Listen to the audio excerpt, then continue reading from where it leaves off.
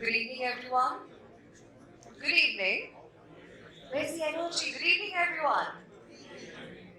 Well, my name is 𝗃𝗪 𝗠𝗿𝗶. I'm the host of this event, and it gives me immense pleasure to welcome you all to the next generation of IBM Power. Can we begin this event with a huge round of applause, everybody?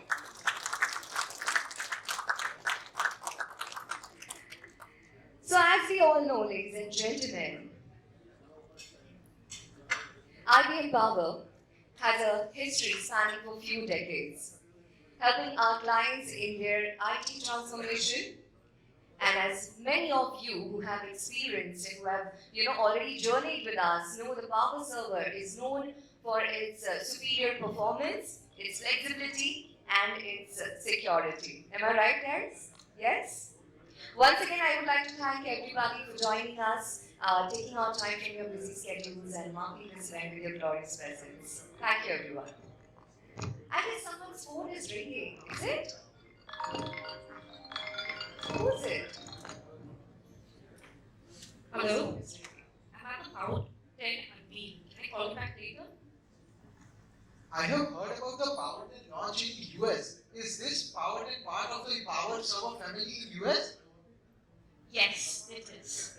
I am constantly looking for ways to ensure that my systems work properly, because delays can prove to be really costly for us in the financial service sector.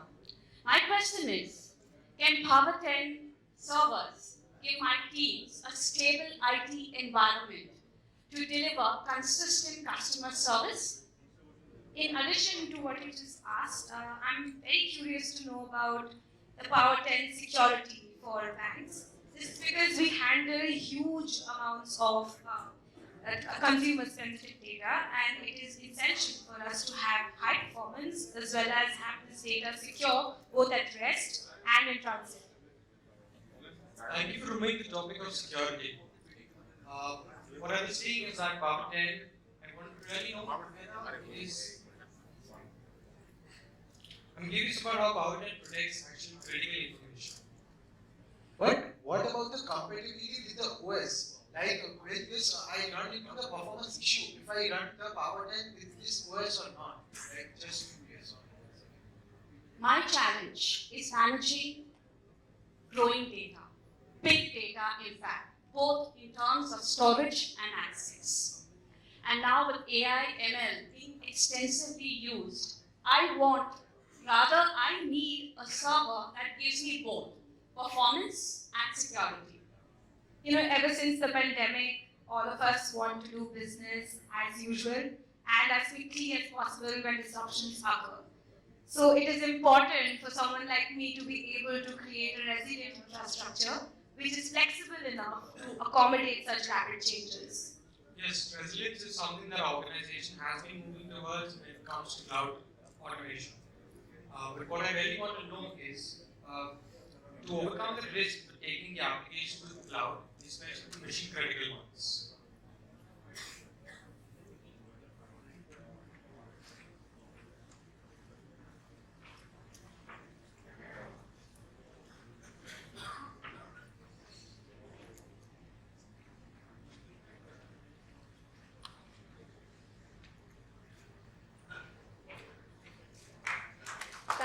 Thank you so much for all these questions. So in this entire event, we're going to talk about these questions and much more, so that you get the clear idea, the clarity of the Power 10. Thank you all. Thank you so much.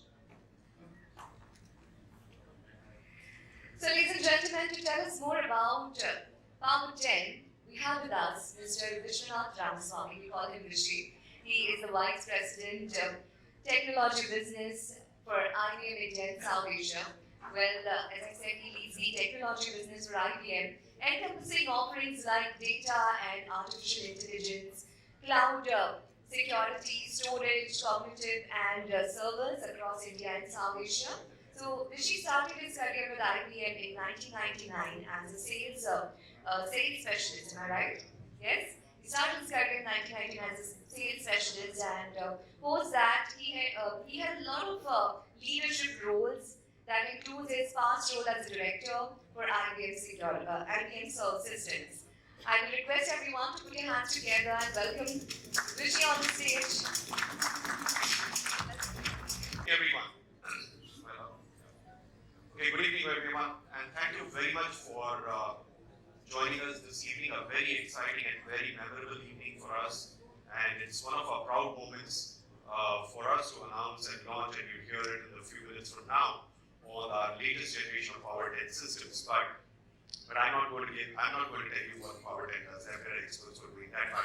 But at the outset, I want to thank all of you for your partnership, for your business, and it's coincidental that today happens to be the Thanksgiving Day as well. So thank you very much for all the business which you've showered on us and been great partners.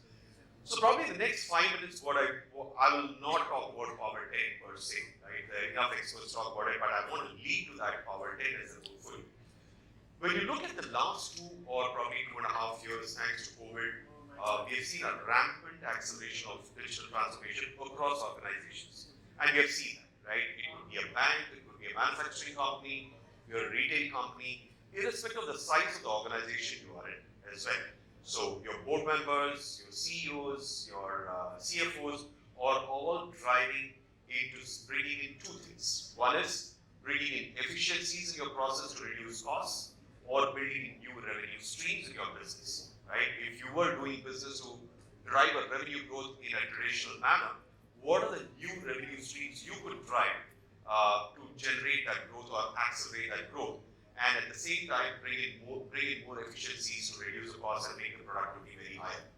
And that's been the mantra. Probably that mantra has always been there, but it kind of accelerated and magnified and amplified to such an extent that many of the organizations who are thinking of transforming themselves digitally probably put a blueprint for 2025 or 2026 has kind of got advanced to probably 2022 and 2023, right? So I'm sure all of you are experiencing that. And I'm sure all of you are also experiencing the fact that the costs have been as low as possible, right? And which is where IBM as an organization has been leading that change. Leading the change on 2 parameters, on 2 dimensions. One is adoption of cloud, and for us, cloud is hybrid cloud. And then how do we dominate in the space of AI as well, right? And these are 2 very important foundations when you look at digitally transforming the organization. When we talk about hybrid cloud, one of the latest studies which we did across the globe with a lot of the CIOs and CXOs as well, it's proven that every organization, irrespective of whichever segment or vertical you are in, and irrespective of the size of the organization, you would adopt at least 2 to 3 public clouds, right? And you would have necessarily a private cloud or an on-prem kind of infrastructure which would lead you to hybrid cloud, which also gives almost 2.5 to 3 times more value than just going on public itself, right? So it could be any form of cloud. It could be Amazon, it could be Azure, it could be IBM Cloud, it could be GCP, and a combination of your own private cloud. Now you might be wondering why am I naming all these competitors, because all of them you run applications across both your private and any one of the public clouds. So that's fundamental to a part of the digital transformation.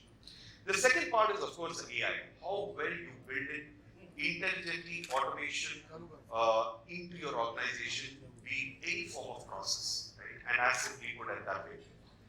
But when we look at how we lead these 2, we fundamentally follow 4 broad pillars. And that's what it will allude to when I come to the 𝗲𝗿. The first is data is the new oil. We clearly know that, right? And the amount of the speed of data and the explosion of data is just increasing by the day and by the minute and by the hour, right? And that's bound to happen. It's going to go even explosive probably in few more years from now. And how you get the insights of the data is of material, which then leads to AI and building an algorithm. So it starts off with collecting the data, organizing the data, infusing analytics in it, and then taking some kind of analysis and getting it to iterate to the models, right? So data is one piece of it. The second piece is the automation piece, right? Which is where you could start off with small if you're a bank or a retail outlet, as small as a chatbot, and you could scale very high to an intelligent automation of automating and building in AI to your probably your trade finance operations if you're a bank, or probably automation in case of a digital avatar factory if you're a retail organization, and so on and so forth. So automation is the second 10. The third is, of course, the most important, which is security. Right? While you're running all these complex models and you're running all of these analytics around, the fundamental is cyber security, right? Because you're exposing most of your edge devices, most of the devices externally to the world outside your firewall, where you're collecting data, and that becomes more and more vulnerable. So cybersecurity is very, very critical to the extent that the latest, if you've not read the cost of data breach in India, which we again surveyed a lot of CISOs, the cost of data breach in India in 2022 has gone up by 25%. It was almost about 176 million rupees. Right? It has gone up by about 25%. So cyber is very important, and that's very. And fourth, to do all of this, how do you build in microservices? How do you modernize? How do you containerize your applications? How do you make it a more open and an agile system? Is the fourth pillar. And the last is all of these together. How is your IT infrastructure, how is your digital transformation journey going to be more and more sustainable? Considering that there are a lot of regulations which are coming in now, locally in India, where we are mandated to go to almost touching the zero carbon footprint in whichever organization. So your data, your automation, your security, your modernizing your applications, and last but not the least, how sustainable are you as a company? Now when you look at all these 5 tenets, it's very important because end of the day, you're going to run on an infrastructure. An infrastructure which could be on a public cloud or on a private, right? Or in on-prem, as we call it. And this infrastructure should be open with probably zero lock-in, if I were to consider it that way, which caters to each one of these pillars.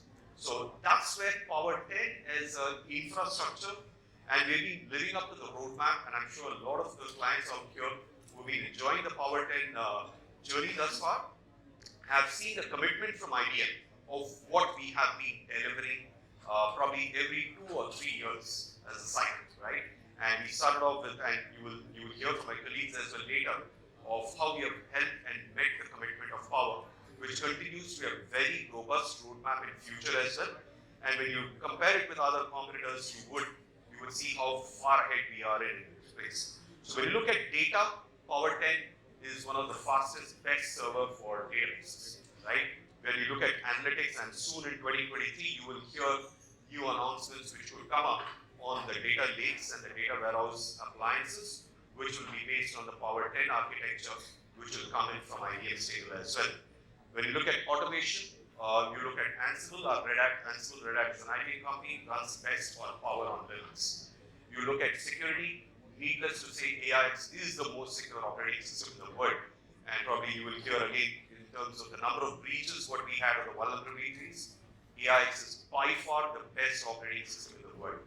And when you look at modernizing these applications of Power, you can harness the infra of the risk processor running open architecture, which will be any of these containers which will run from Red Hat or any open source. And last but not the least, sustainability known for the best savings and least carbon footprint when you compare if you were running the same application on a non-power environment, right? So, and that's where the promise of Power 10 really builds as an infrastructure which touches upon all these 5 elements.